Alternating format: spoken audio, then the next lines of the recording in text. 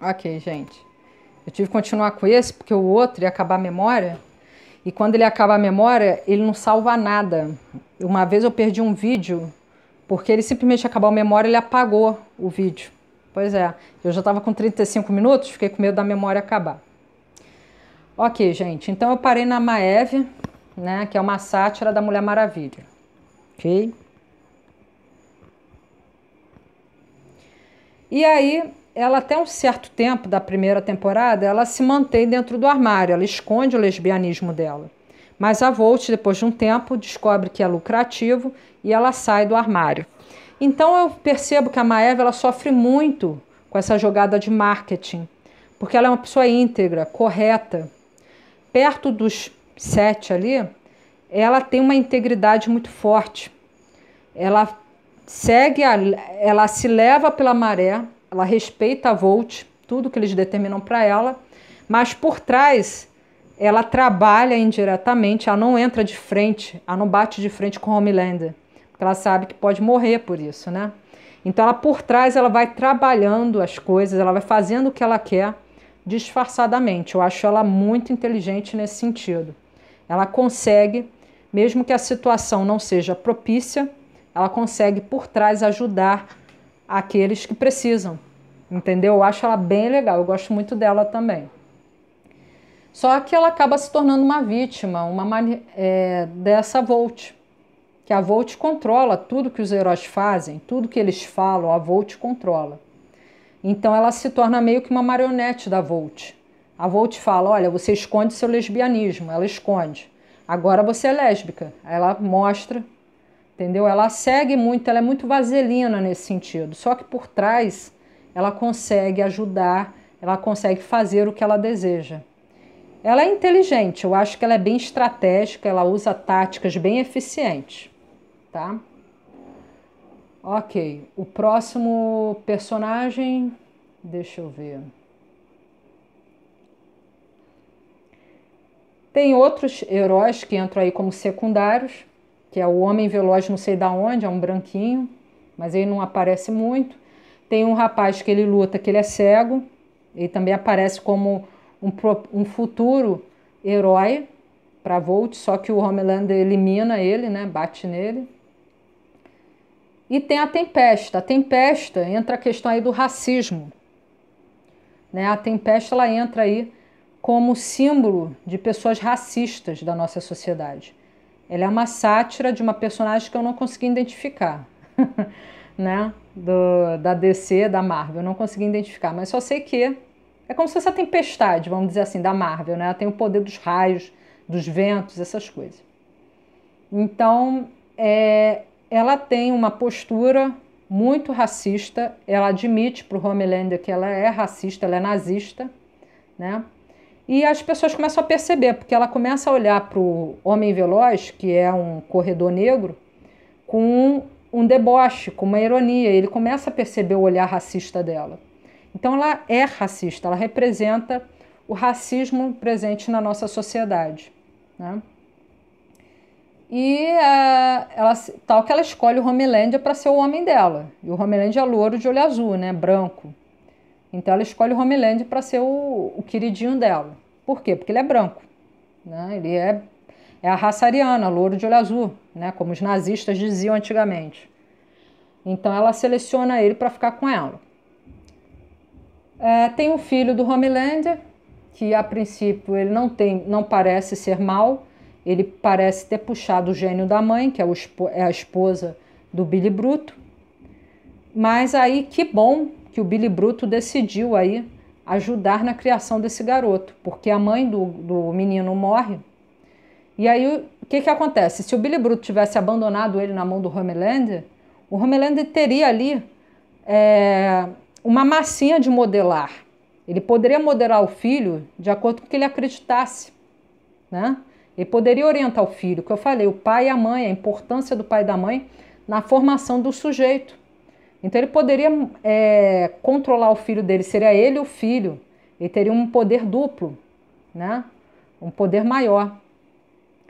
Mas que bom que o Billy Bruto acaba pegando o garoto. E o Billy Bruto provavelmente vai ensinar esse garoto, acredito eu, a ser um homem decente, a ser um homem correto, um homem justo, que não maltrate ninguém, né?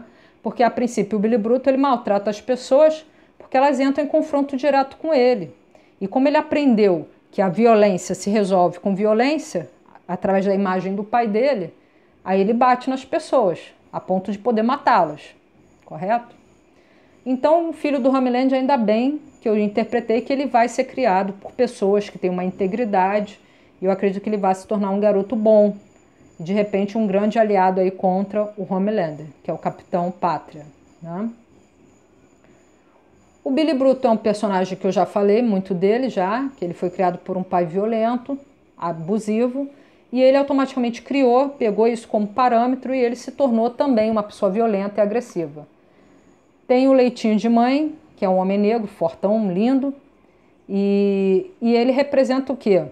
Ele representa os valores da família, ele tem uma filha, tem uma esposa. Então ele representa aquele famoso pai de família que se dedica para a família e que tem toda uma integridade, uma honra, uma lealdade, com um modo certo de tratar as pessoas, de cuidar da família. Ele é aquele paizão, entendeu? Ele é o paizão ali do grupo e está sempre tentando conciliar, pacificar a situação. Tem o Francês que eu gosto, já falei dele, e tem o Hugh. O Hugh, ele perdeu a mãe cedo, foi criado por um pai extremamente acomodado, que vivia num mundo de fantasia, né, através da TV, não tinha atitude para nada, o que fez com que o filho se revoltasse com essa criação.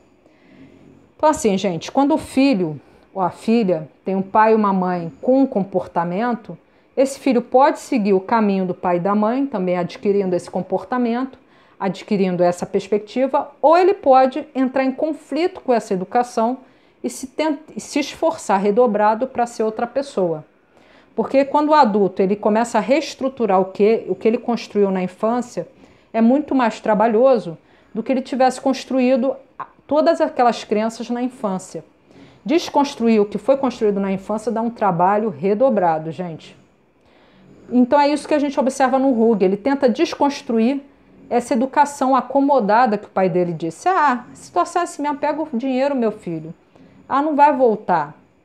Ou seja, ele se acomoda, ele não luta para mudar a situação, ele não luta, ele não liga para o que o filho está sentindo, ele opta pelo que é mais cômodo para ele, que não vai estar no trabalho, quer ficar em casa assistindo TV, né? Vivendo um mundo de fantasia, não correr atrás dos seus sonhos, do que você quer. Então o Hugh ele faz justamente o movimento contrário para quebrar isso que o pai dele ensinou. É bem bacana. Claro que ele tropeça muito, ele sofre muito, porque ele é aquele garoto mimadinho, aquele garoto que tinha a proteção do lar, tinha o pai do lado dando apoio, nunca pensou criticamente sobre nada, né? Sempre aceitou tudo passivamente, aquela vidinha mais ou menos, saía, trabalhava, voltava para casa, aquela coisa tranquila, previsível. E aí quando o Billy Bruto aparece na vida dele, todo esse mundo do Hugh, ele chocalha. E aí ele se vê forçado a ter que mudar de atitude, porque se ele continuasse, acomodado, se ele continuasse como pai, sem atitude, sem fazer nada da vida, ele ia acabar morrendo, porque ele estava numa situação que exigia que ele tivesse uma postura ativa perante a vida, porque senão os 7 iam matar ele, né? Porque ele mata o homem invisível. Então, ele literalmente, quando ele matou o homem invisível, ele virou a mira pro bumbum dele, né? Então, o Hugh é um personagem muito interessante, ele é o personagem que mais mudou na minha ótica, né? Ao longo do seriado, ele é um dos personagens que mais mudou aí, de comportamento, de atitude, de crença. É um personagem muito bom que no começo a gente pensa que é um personagem fraquinho, bobo, né? Meio crianção, mas a gente vê que ele mostra o valor dele, ajudando aí os outros, ajudando o Billy, ajudando o Leitinho de Mãe, o Francês. A gente vê que ele não é tão assim bobão. Ele acaba fazendo umas missões bem interessantes, ele acaba conseguindo entregar a Volt, o líquido azul, Porque a Volt, ela criava bebês desde pequenos. Ela pegava bebezinhos e botava esse líquido azul, e esse líquido azul fazia o corpo da criança desenvolver superpoderes. E cada criança desenvolvia um poder diferente. Então, na verdade, os super-heróis da Volt são criados em laboratório. E aí ele, o Hugh, com a luz estrela, consegue aí denunciar isso da Volt. Ou seja, ele é frágil, mas ele consegue, mesmo com essa fragilidade aparente dele, ele consegue aí marcar presença e mostrar que ele está aí para marcar presença, para fazer a parte dele, né? Gente, desculpa esse barulho no fundo, é porque está em obra aqui do lado e é meio complicado, sabe? Desculpa, tá? Mas eu estou torcendo para que o microfone destaque mais a minha voz do que o barulho, né? Eu fechei a janela, mas não adianta. Entendeu, gente? Então, o Hugh é o que mais sofreu aí. Então, ele aí é o que mais sofreu aí mudança ao longo do seriado. Mas isso não significa que ele é inútil, como o pai dele. Ele conseguiu, sim, quebrar esse círculo, né? Esse vínculo de acomodação, de passividade que ele herdou culturalmente do pai. Deixa eu ver mais algum outro. Tem alguns personagens secundários, como a Stillwell, né, que era a primeira diretora, gerente da Volt. Ela morre, aí vem uma ruivinha, que eu esqueci o nome dela, que é uma das personagens que eu menos gosto, porque ela é muito hipócrita, muito, sabe, muito superficial. O profundo e ela são os que eu menos gosto. Aí vem, deixa eu ver, vem outros personagens aí não tão importantes, pelo menos que eu me lembre. Tem algumas pessoas do FBI, tipo o FBI, né, da polícia, inteligência da polícia, que tentam ajudar eles, mas acabam morrendo, né? É isso, acho que consegui resumir bem a história do deboche. Então, gente, é isso. É um seriado que causa um certo estranhamento, um certo incômodo, porque ele vai botar em xeque tudo aquilo que você acredita, tudo aquilo que você aprendeu até agora. O que a nossa sociedade incuta na nossa mente, enfia na nossa mente, o The Boys vem aí impactar, chocar e fazer você refletir sobre as coisas. Me disseram que o diretor do The Boys é o mesmo do Supernatural, que é uma outra série. Pelo menos esse diretor foi no Supernatural até a 5ª temporada, se não me engano. É o mesmo diretor. E é um diretor que ele preza pela inovação, não é um seriado entediante, não é um seriado cansativo, você quer assistir cada vez mais. E é muito interessante, gente, eu super indico aí. Mas você tem que assistir The Boys com a mente aberta, sabendo que suas questões pessoais, suas crenças vão ser fortemente debatidas na tela da sua TV, do seu computador. Esteja de coração aberto aí para receber o The Boys, porque é um seriado muito bom, só que ele vai criticar muita coisa que a gente está habituado a escutar, a seguir, a acreditar. O foco, gente, desse seriado é o quê? O que é certo, o que é errado. Muda conforme a situação, muda conforme o seu papel social e muda conforme a sua característica psicológica. Situações de estresse, situações de ansiedade, é normal que você tome atitudes diferentes do que você estivesse calmo. Uma situação de perigo, de estresse muito grande, é normal que você tome atitudes diferentes do que você estivesse numa situação tranquila. Então ele fala da importância do contexto social, do papel social, qual papel social que você tem que representar, qual papel social que você desenvolve. Isso tudo vai influenciar na sua perspectiva de certo, de errado e nas suas reações e atitudes. É isso que o seriado diz. Não existe, no fim da história, não existe certo nem errado, não existe vilão nem herói. Existem pessoas querendo acertar e dar o melhor de si sempre. Eu acredito que a gente possa resumir assim a ideia central do seriado, né? Cada um com as suas justificativas, cada um com a sua percepção de realidade, cada um com a sua própria opinião, cada um com as suas crenças, cada um com seus comportamentos. Ah, me perdoe, gente, eu lembrei. Tem uma asiática, né, a Kitoko, Kotiko, acho que é Kotiko, né? Ela representa aí os asiáticos, né? Entra um pouquinho aí. E engraçado que eles falam que ela é chinesa, chinesinha. Mas eu sei um pouco de japonês. E quando ela encontra o irmão, ele fala japonês com ela. Aí entra também um contexto do racismo, que a gente não sabe, quer dizer, que no The Boys eles não sabem identificar que ela não é chinesa, na verdade ela é japonesa. Mas eles englobam tudo, é uma asiática, né? Ou seja, a negligência, o descaso com a cultura do outro, com a descendência do outro, o desrespeito com a descendência das pessoas, o racismo. Ah, é olho puxado? É asiático, né? E na verdade ela é japonesa, eles ficam falando de chinês o tempo todo, a chinesinha, e ela é japonesa, porque o irmão fala japonês com ela, entendeu? Então aí mostra o que eu destaque, o racismo, o preconceito, padronizar, né? Ah, é olho puxado da chinesa, é olho puxado da asiática. Não busca saber, não busca respeitar a cultura do outro, conhecer o outro, né? Há uma negligência, um descaso. E aí é o francês que se aproxima e descobre um monte de coisa, porque ele tem esse coração grande, né? E aí ele descobre que ela teve um passado, que ela tinha um irmão, que na verdade ela era terrorista por falta de opção, porque ela foi treinada para isso, ela foi forçada a isso, né? É bem bacana. E ela mostra também uma coisa muito importante, a falta de acessibilidade aos deficientes na nossa sociedade. Ela é surda, muda. Ela fala através de sinais. E eles não conseguem entender, porque ela fala através de sinais. Eles não entendem Libras, eles não entendem a linguagem dela.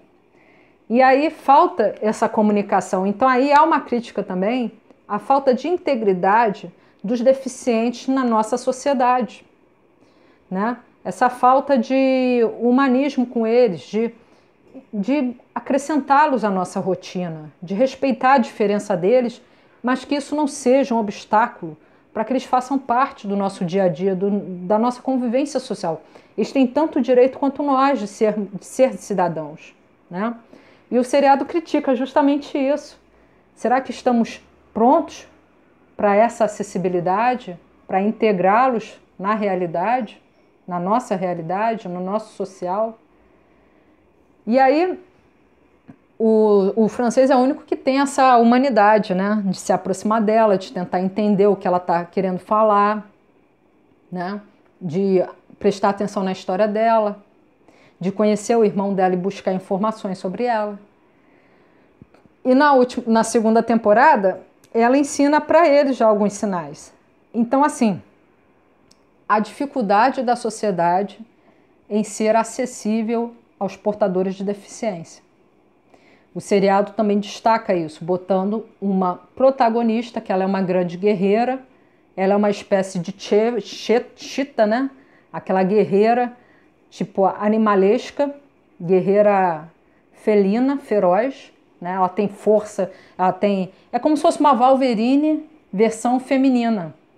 Ela tem super cicatrização, ela arranha com as unhas, ela bate, ela tem muita força, ela é inteligente, rápida, ágil, né? Então, assim, ela é como se fosse uma Wolverine feminina, né? Então, assim, gente, o serial também destaca isso, a importância da integração dos deficientes na nossa sociedade. Nós devemos nos preparar mais para poder recepcionar essas pessoas incríveis que têm muito a acrescentar à nossa sociedade.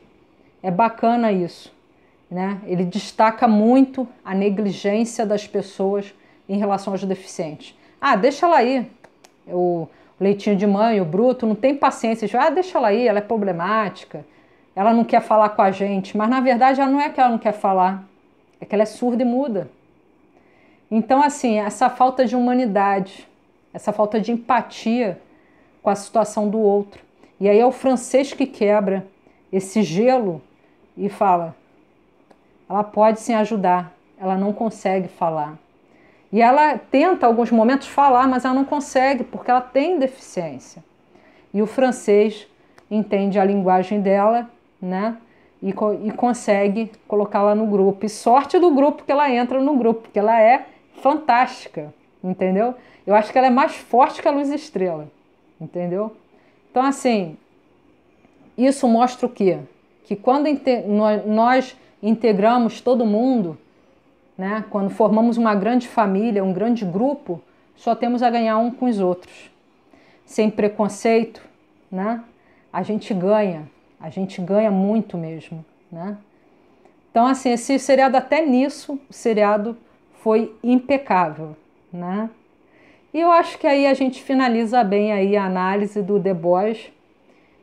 Tá aí para sair a terceira temporada, né?